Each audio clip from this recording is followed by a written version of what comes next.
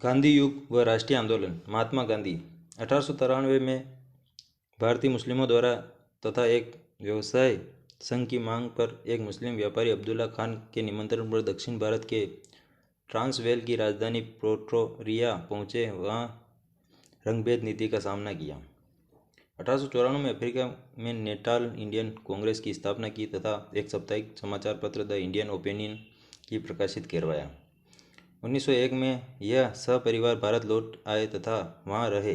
दक्षिण अफ्रीका से भारतीय लोगों को आश्वासन दिया कि उन्हें ज़रूरत पड़ने पर वह पुनः अफ्रीका लौट आएंगे। 1901 में गांधी जी कांग्रेस के कलकत्ता अधिवेशन में शामिल हुए तथा बम्बई में अपनी वकालत का एक दफ्तर खोला। 1902 में भारतीय समुदाय द्वारा बुलाए जाने पर पुनः अफ्रीका चले गए। 1903 में जोन्सबर्ग में अपना दफ्तर खोला। 1904 में इंडियन ओपिनियन सोसाइटी बनाई। 1906 में जिल्लू विद्रोह के दौरान भारतीय एम्बुलेंस सेवा तैयार की। जोन्सबर्ग में अपना प्रथम सत्याग्रह प्रारंभ किया। अनेक विद्रोही को सामना करना पड़ा। इसी के फलस्वरूप 1808 में सत्याग्रह के लिए पहली बार जोन्सबर्ग की जेल में रहे। 1910 में जोन्सबर्ग में टोन्स स्टाय फर्म आश्रम की स्थापना की। गांधी जी ने डबरन में फिनिक्स फर्म आश्रम की स्थापना की। 1913 में रंगभेद तथा दमनकारी नीतियों के विरुद्ध अपना सत्याग्रह जारी किया तथा इसी हेतु इन्हें द ग्रेट मार्च, एक महान यात्रा कहा गया, जिसमें लगभग 2000 भारतीयों ने न्यूकलेस से लेकर नेटाल तक की यात्रा की। अफ्रीकी सरकार ने इनको सामने झुकना पड़ा। 1915 21 वर्षों में के प्रवास के बाद जनवरी 1915 में भारतीय लौटे तथा 1915 में ही अहमदाबाद में साबरमती के तट पर साबरमती आश्रम की स्थापना की। 1916 में बनारस हिंदू विश्वविद्यालय में उद्घाटन भाषण दिया। गांधी जी ने राजनीतिक गुरु गोपाल कृष्ण गोखले थे। इन्हीं की सलाह से 1915 व 16 तक भारतीय क्षेत्रों का दौरा किया। गांधी जी के प्रमुख आंदोलन चंपारण सत्याग्रह 1917। कारण 3 काठिया पद्धति। किसानों को अपनी भूमि की एक 3/20 भाग पर नील की खेती करना अनिवार्य कर दिया गया। किसान इससे मुक्ति चाहते थे, अतः राजकुमार शुक्ला के निवेदन पर गांधी जी बिहार चंपारण आए। उन्होंने सत्याग्रह किया तथा यह सफल रहा। गांधी जी ने अंग्रेजों को 25% राजस्व लौटाने पर मजबूर कर दिया। यह गांधी जी का प्रथम सफल आंदोलन था। इसी से प्रभावित होकर रविंद्रनाथ टैगोर ने गांधी जी को महात्मा की उपाधि दी। अहमदाबाद मिल मजदूर आंदोलन भारतीय व अंग्रेजी कपड़ा मिल मालिकों के खिलाफ था। कारण प्लेग महामारी के दौरान मिल मालिकों ने भारतीय मजदूरों को उनके वेतन का 70% बोनस देने पर वायदा किया था, परंतु महामारी समाप्त होने पर ही इस बात से मुकर गए और 20% बोनस ही देने की बात कही। गांधी जी की मध्यस्थता के कारण मजदूरों को 35% बोनस दिया गया। गांधी जी ने पहली बार भूख हड़ताल की। खेड़ा आंदोलन 1918 गुजरात। कारण था गुजरात में अकाल पड़ा, परंतु अंग्रेजों ने किसानों पर 23% कर और बढ़ा दिया। इस पर गांधी जी ने आंदोलन किया और गरीब किसानों को राजस्व माफ करा दिया। इसमें यह शर्त रखी गई कि जो किसान सक्षम है वही लगान देगा। अगला आंदोलन खिलाफत आंदोलन 1919 से 1922 तक। उपदेश तुर्की में खलीफा के पद की पुनः स्थापना हेतु अंग्रेजों पर दबाव बनाना। अंग्रेजों द्वारा भारतीय सुल्तानों के विरुद्ध उकसाए जाने पर अरब के विद्रोह हुआ। उससे भारतीय मुसलमानों की भावनाएं आहत हुई। 1922 में मुस्तफ़ा कमाल पाशा के नेतृत्व में तुर्की के खलीफा की सत्ता समाप्त कर दी गई और इसी के साथ यह आंदोलन स्वतः समाप्त हो गया। अगला आंदोलन असहयोग आंदोलन 1920 से 1922 तक। गांधी जी ने रोलेक्ट एक्ट, मॉन्टेग्यू चेम्सफोर्ड अधिनियम के कारण बड़ा आघात लगा। गांधी जी ने अंग्रेजों के खिलाफ असहयोग आंदोलन की नीति अपनाई। उद्देश्य ब्रिटिश भारत की राजनीतिक, आर्थिक व सामाजिक संस्थाओं का बहिष्कार करना तथा ब्रिटिश शासन को ठप कर देना। असहयोग हेतु किए गए प्रयास: सरकारी उपाधियों को तथा वेतनिक व अवैतनिक पदों को त्याग दिया। सरकारी दरबार व उत्सव में जाना बंद कर दिया। सरकारी तथा अर्ध सरकारी स्कूलों को त्याग दिया। विदेशी माल का बहिष्कार किया। 1919 में अधिनियम के द्वारा किए गए चुनावी प्रावधान का बहिष्कार करना। समाप्ति का कारण चोरा चोरी कांड। 4 फरवरी 1922 को उत्तर प्रदेश में गोरखपुर के पास चोरा चोरी नामक कस्बे के पास एक अंग्रेज पुलिस थाने को घेरकर आग लगा दी, जिसमें 22 अंग्रेज अधिकारी जलकर मारे गए। इसी से आहत होकर गांधी जी ने असहयोग आंदोलन स्थगित कर दिया। साइमन कमीशन 1919 में भारत शासन अधिनियम की समीक्षा हेतु एक आयोग का गठन किया गया। सर जॉन साइमन इसके अध्यक्ष थे। इसमें एक भी सदस्य भारतीय नहीं था। अतः भारतीय लोगों ने 3 मार्च 1937 को जब जॉन साइमन भारत पहुंचे तो लाहौर में लाला लाजपत राय व उनके सहयोगियों ने विरोध किया। लाला जी पर लाठीचार्ज किया गया। तब लाला जी ने कहा था कि मेरे सर पर शरीर पर चलाई गई प्रत्येक लाठी का एक एक वार अंग्रेजी शासन के ताबूत में आखिरी कील होगा। साइमन कमीशन की प्रमुख सिफारिशें प्रांतों में द्वैत शासन समाप्त किया जाए तथा उत्तरदायी शासन की स्थापना की जाए। केंद्रीय प्रशासन में कोई परिवर्तन नहीं किया जाएगा। भारत में संघीय शासन की स्थापना की जाएगी। उच्च न्यायालय को सरकार के अधीन रखा जाएगा। प्रांतीय विधान मंडलों के सदस्यों की संख्या में वृद्धि की जाएगी। अल्पसंख्यकों के हितों के संरक्षण हेतु गवर्नर जनरल को विशेष अधिकार दिए जाएंगे। भारतीय परिषद की स्थापना की जाएगी। बर्मा म्यांमार को ब्रिटिश भारत में अलग कर दिया। गांधी युग व राष्ट्रीय आंदोलन। महात्मा गांधी 1893 में भारतीय मुस्लिमों द्वारा तथा एक व्यवसाय संघ की मांग पर एक मुस्लिम व्यापारी अब्दुल्ला खान के निमंत्रण पर दक्षिण भारत के ट्रांसवेल की राजधानी प्रेटोरिया पहुंचे। वहां रंगभेद नीति का सामना किया। 1894 में अफ्रीका में नेटाल इंडियन कांग्रेस की स्थापना की तथा एक साप्ताहिक समाचार पत्र द इंडियन ओपिनियन की प्रकाशित करवाया। 1901 में यह सपरिवार भारत लौट आए तथा वहां रहे।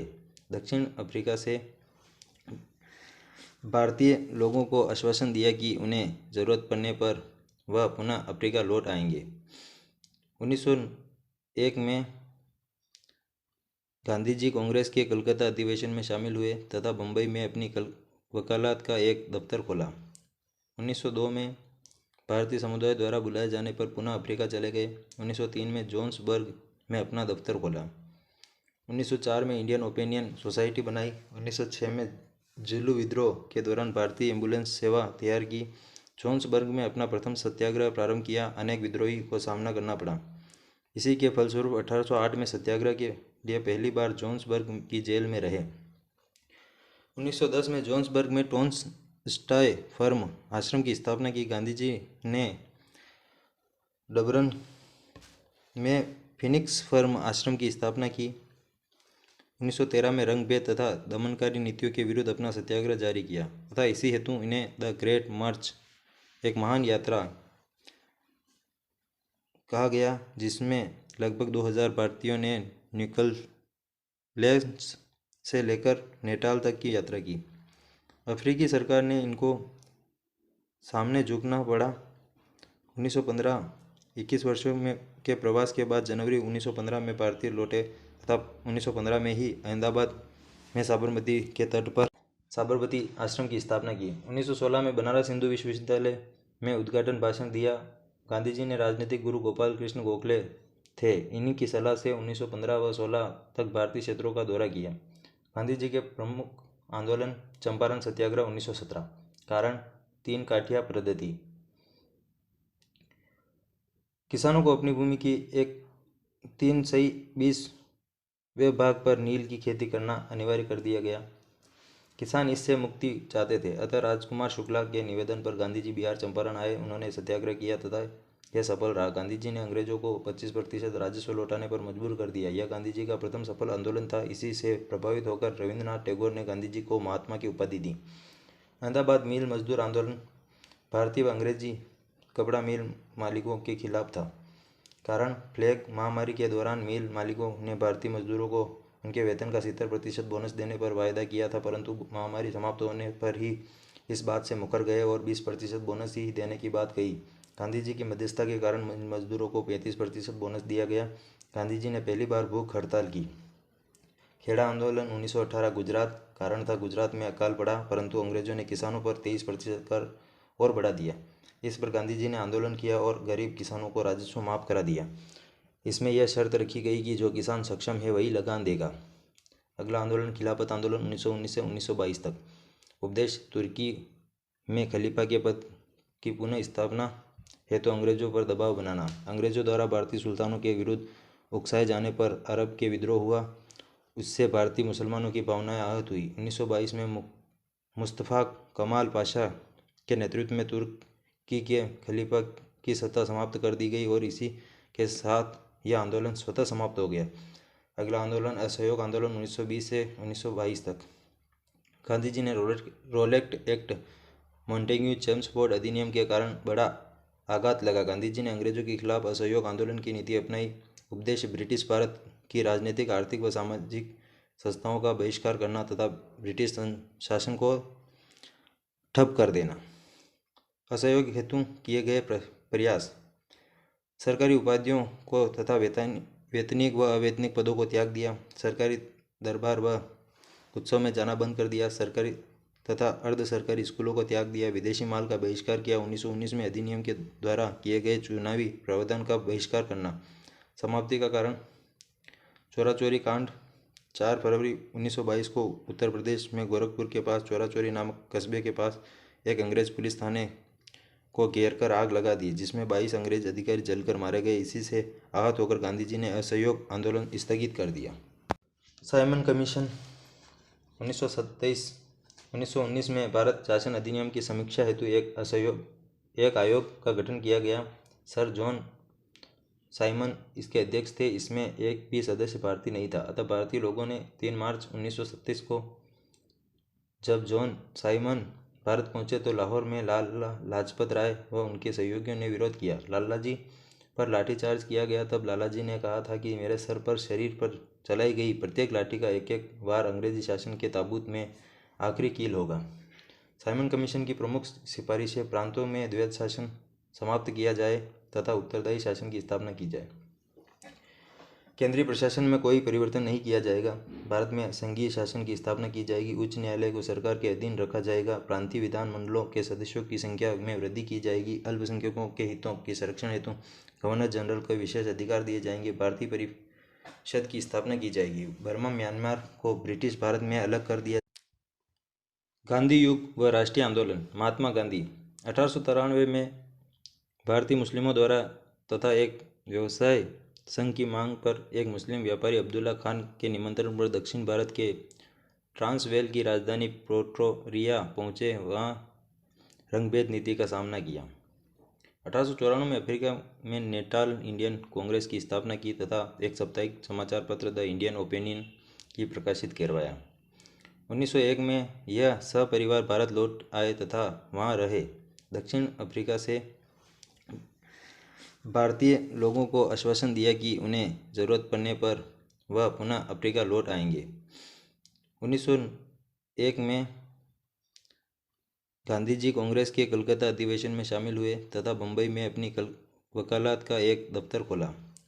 1902 में भारतीय समुदाय द्वारा बुलाए जाने पर पुनः अफ्रीका चले गए। 1903 में जोहान्सबर्ग में अपना दफ्तर खोला। 1904 में इंडियन ओपिनियन सोसाइटी बनाई। 1906 में जुलू विद्रोह के दौरान भारतीय एम्बुलेंस सेवा तैयार की।